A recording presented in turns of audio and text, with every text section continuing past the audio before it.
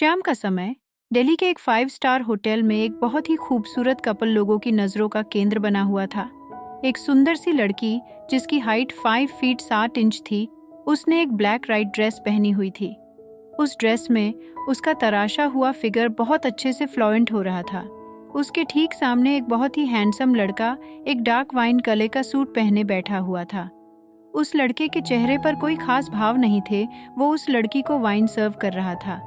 पीछे चल रहा मधुर संगीत उस शाम को और भी सुंदर बना रहा था।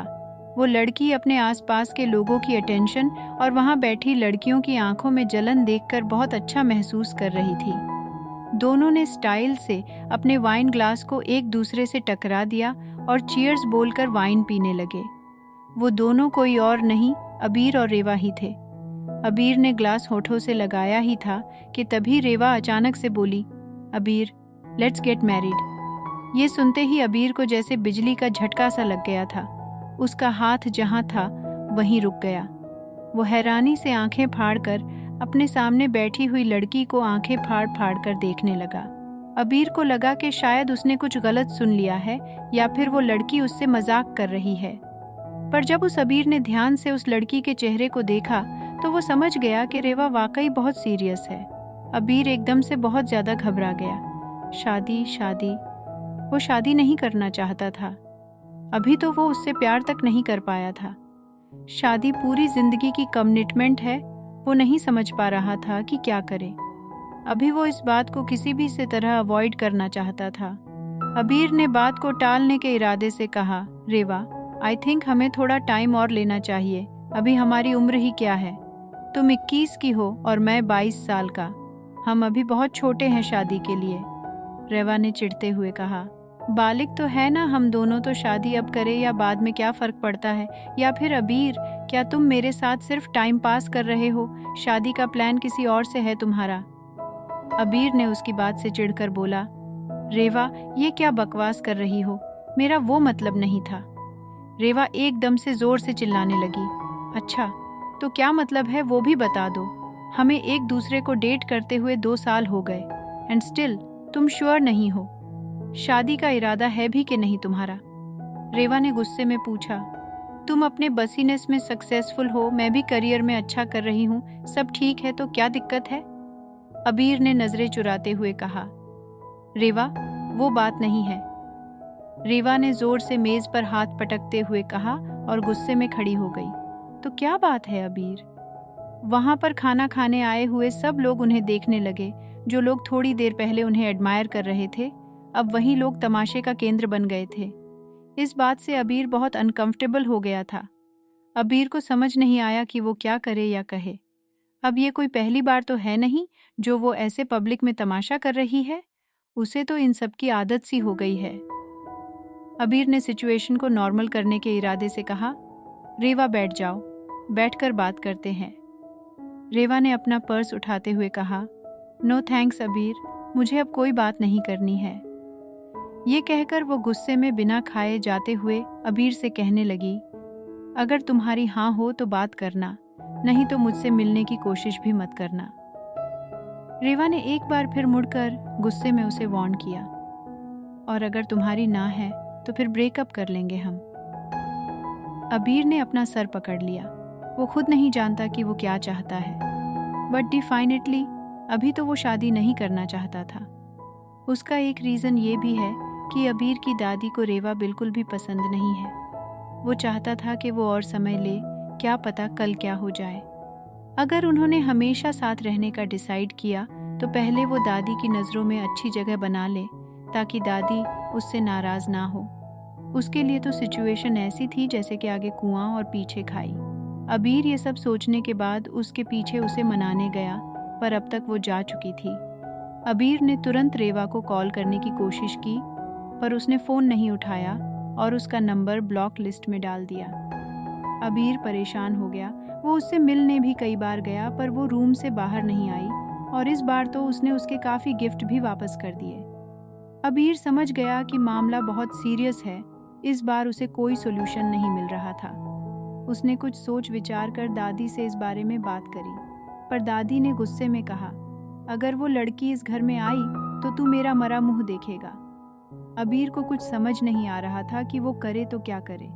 उसने रेवा से वादा किया है और अबीर मल्होत्रा अपनी बात से कभी पीछे नहीं हटता, खासकर अपने रिश्तों में किए गए वादों से। तो ब्रेकअप करने का तो कोई चांस ही नहीं था। उस समय वो नहीं जानता था कि वो एक गलत इंसान से वादे निभा रहा है जो बाद में उसे ही धोखा दे देगा। अबीर ने फिर सोचा कि रेवा अभी गुस्से में है, पहले उसे शांत होने दे फिर बात करेगा। तो उसने भी कुछ समय के लिए रेवा से कांटेक्ट करना और मिलना बंद कर दिया। रेवा को ये उम्मीद तो नहीं थी, उसका दांव तो उस पर ही उल्टा पड़ गया। ये तो सब गलत हो गया। अब उसे क्या करना चाहिए? शायद उसे कोई बड़ा कदम उठाना होगा। रेवा ने गुस्से में सामान उठाकर फेंकने लगी और उसने चिल्लाते हुए कहा, स्टूपिड अबीर, उसने अब मुझसे कांटेक्ट करना भी बंद कर दिया। अब मैं क्या करूं? जल्दी ही उसने सोच लिया कि अब उसे क्या करना है। एक दिन अबीर एक बहुत है ज़रूरी मीटिंग में था। उस दिन रेवा ने उसे बहुत सारी कॉल करी। रेवा को लगा कि अब तो अबीर भी गुस्सा हो गया है। उसके मॉडलिंग प्रोजेक्ट्स भी इक्का दुक्का रह गए थे और उस ब्लैकमेल करने वाली लड़की की डिमांड्स तो बढ़ती ही जा रही है। रेवा का सर चकरा गया ये सब सोचकर। अबीर काफ़ी देर बाद मीटिंग रूम से बाहर आया। जब उसने अपना फ़ोन देखा तो वो ये देखकर हैरान रह रेवा की 32 कॉल देख आई हुई है। ऐसा क्या हो गया रेवा को? सब ठीक तो है? अबीर बहुत ज़्यादा घबरा गया। उसने जल्द से जल्द रेवा कॉल किया, पर काफ़ी देर तक किसी ने फ़ोन उठाया। फिर जब कॉल ऑलमोस्ट कटने वाली थी तो फ़ोन किसी ने उठा लिया। अबीर ने घबराते हुए कहा, रेवा क्या हुआ? सब ठीक तो है ना? पर वो ये देखकर और भी हैरान रह गया कि फ़ोन रेवा ने नहीं, रेवा की मेड मालती ने उठाया था। मालती घबराए स्वर में बोली, हेलो साहब। अबीर ने इरिटेट होते हुए कहा, मालती तुमने क्यों फ़ोन उठाया है? रेवा को फ़ोन दो। मालती ने घबराए हुए स्वर में कहा, वो साहेब मैडम। और फिर वो ज़ोर ज़ोर से रोने लगी, जिससे अबीर की सांसें ऑलमोस्ट थम गई। अबीर ने घबराते हुए स्वर में कहा, क्या मालती, क्या हुआ? जल्दी बोलो। मालती ने रोते कहा, साहब मैडम ने बहुत सारी नींद की दवाई खा ली है, वो बेहोश पड़ी है। जैसे ही अबीर ने ये सुना, उसके पैरों तले से ज़मीन खिसक गई। उसका फ़ोन हाथ से गिर गया। कुछ समय के लिए तो वो कुछ समझा ही नहीं कि वो क्या करे। फिर जैसे ही वो होश में आया, वो तेज़ी से बाहर भागा और गाड़ी में आकर बैठ गया। ड्राइवर अबीर को आता देख जल्दी से गाड़ी में बैठ गया। ड्राइवर ने पूछा, सर कहाँ जाना है? अबीर ने हकलाते हुए कहा, रेवा। अबीर का माथा पसीने से भर गया, उससे ढंग से बोला भी नहीं जा रहा था। ड्राइवर ने कहा, ओके सर, और ये कहकर ड्राइवर ने गाड़ी स्टार्ट कर दी।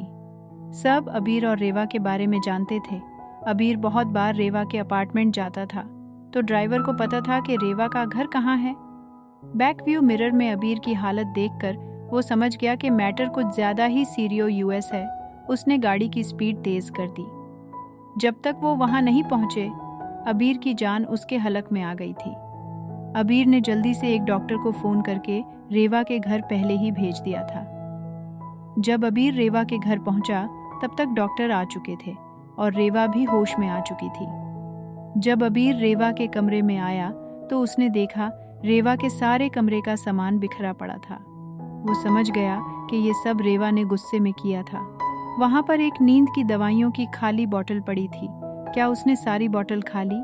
क्या वो सच में मरना चाहती थी? ये सोचकर अबीर बहुत घबरा गया।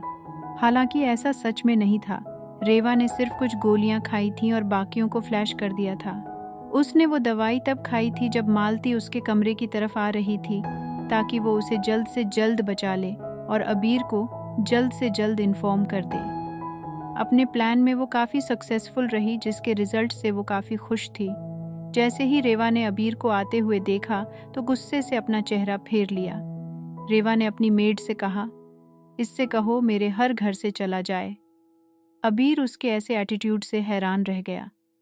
टेक्निकली तो ये सही नहीं था, क्योंकि ये घर तो उसे अबीर ने ही गिफ्ट किया था और वो मेड भी।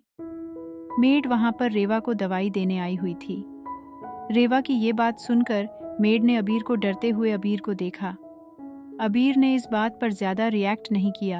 अबीर ने मेड से कहा, तुम बाहर जाओ। ये कहकर अबीर ने उसके हाथ से दवाई और पानी का ग्लास ले लिया और जाकर रेवा के पास वाली चेयर पर बैठ गया। अबीर ने प्यार से रेवा से कहा, लो दवाई खा लो। रेवा ने दवाई को हाथ मारकर फेंकते हुए कहा, मुझे तुम्हारी झूठी चिंता की कोई ज़रूरत नहीं। अबीर को रेवा की इस हरकत पर गुस्सा तो बहुत आया, पर उसकी सिचुएशन देखकर अबीर ने खुद को शांत कर लिया। अबीर ने उसे समझाने के लहजे में कहा, रेवा मेरी बात सुनो। पर रेवा ने उसकी बात बीच में ही काटकर रोते हुए कहा, अबीर कोई बात नहीं, आई अंडरस्टैंड कि शायद तुम्हें मुझसे कभी प्यार था ही नहीं, शायद मैं ही पागल हूँ, सॉरी, यू कैन गो।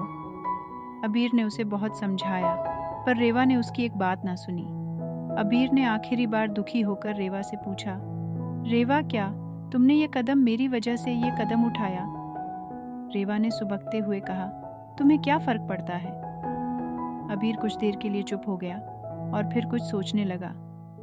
आज नहीं तो कल उसको शादी करनी ही है। रेवा ही इकलौती लड़की है जिसे वो अच्छे से जानता है। सिचुएशन इतनी खराब हो जाएगी उसने सोचा नहीं था। भले ही वो उससे प्यार ना करता हो, पर वो उससे अटैचमेंट तो फील करता ही था। रेवा को ऐसे देख अबीर को दुख हुआ। वो उसे खुद को हर्ट करते हुए नहीं देख सकता था। कुछ देर बाद उसने कुछ सोचकर फैसला लिया। अबीर ने भारी मन से कहा, ठीक है रेवा, लेट्स गेट मैरिड। रेवा ने जल्दी से चादर मुंह से हटाई और हैरानी से बोली, रियली रियली? अबीर ने हाँ में न चाहते हुए भी सर हिला दिया, तो रेवा ने उसे खुशी से गले लगा लिया। रेवा ने खुशी से चिल्लाते हुए कहा, ओ अबीर, आई लव यू। अबीर ने भारी मन से कहा, आई लव यू टू। सच तो ये है कि ना उसे कभी रेवा से कभी प्यार था ना कभी हुआ। वो हमेशा उसे एक जिम्मेदारी की तरह ढोता रहा, और शायद यही वजह है कि आज वो उसे और उनके बेटे को इस तरह अपने करियर के लिए अकेला छोड़कर चली